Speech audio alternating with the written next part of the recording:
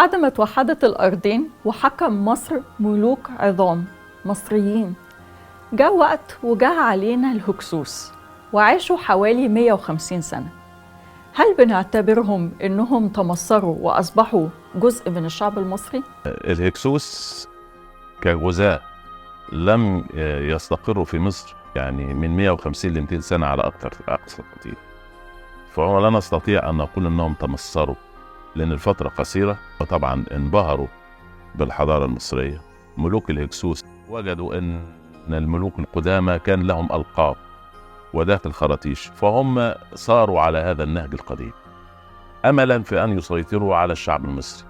وهذا كان شأن الغزاة دائما، يحاولوا أن يفهموا سيكولوجية الشعوب فيسيروا على نهجهم في تقاليدهم وعاداتهم.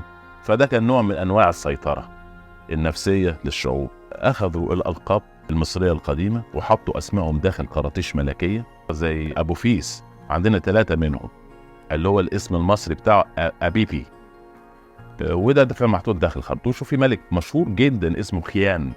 خيان ده لو له آثار منتشرة في الشرق القديم كله، لكن آثار متنقلة يعني منقولة. ولذلك بعض العلماء القدامى الكلاسيكيين مثلا زي فلندرز بيتر والناس دي يقول لك لا ده كان مسيطر على إمبراطورية عظيمة، لكن ده كان نوع من المبالغة الحقيقة، لأن الآثار المنقولة دي يستطيع أن ينقلها التجار وتجار القوافل وهم في رايحين سوريا ولبنان وفلسطين، فيتركوا مثل هذه الآثار هناك. فليس معناه دائما أنه مسيطر بهذه الآثار على هذه الأقاليم. والهكسوس أصلهم هي قبائل هندو أوروبية أتت من الشمال وضغطت واستقرت إلى حد ما في بعض الوقت في سوريا وفلسطين، وانتقلوا ودخلوا إلى مصر غزاة في شعوب مختلطة جنسية. كان العنصر الغالب فيها هو العنصر السامي، وده اللي قاله باهور لبيب في رسالة الدكتوراه بتاعته في برلين، عملها باللغة الألمانية في الثلاثينات عن الهكسوس، رسالة صغيرة كده. الحقيقة رأيه أصبح قديم، بس في دراسات أحدث بعد كده زي مثلا جون فان سيتر عمل كتاب اسمه الهكسوس، رسالة الدكتوراه بتاعته The Hyksos Reconsidered. يعني احنا بنعيد تفكير تاني في الهكسوس ونشوف ايه الناس دي جايين منين وجنسياتهم ايه.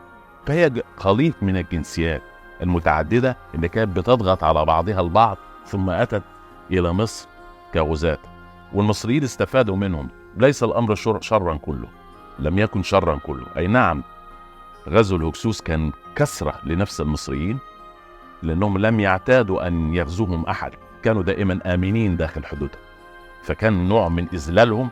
حتى أن جون ويلسون العالم الأمريكي المشهور سمى غزو الهكسوس ده The Great Humiliation، الإذلال الأعظم.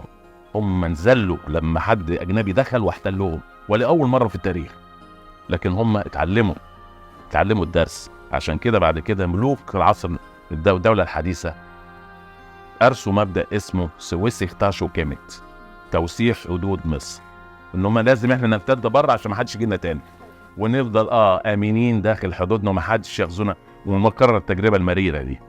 فالهكسوس هو مختصر يعني تحريف لاسم حكاو خسوت، معناها حكام البلاد الأجنبية، وهم جم قعدوا حوالي 150 سنة داخل الحدود المصرية وما كانش لهم تأثير يذكر. بعد كده المصريين دمروا أثرهم لأن هذا كان بغضا بالنسبة لهم، وكان شيء مش عايزين يفكرهم بهذه الفترة المهينة، ولذلك أثرهم قليلة الهكسوس، لأن كان تم تدمير أثرهم عن عمد وما لقيناش منهم أثار كتير.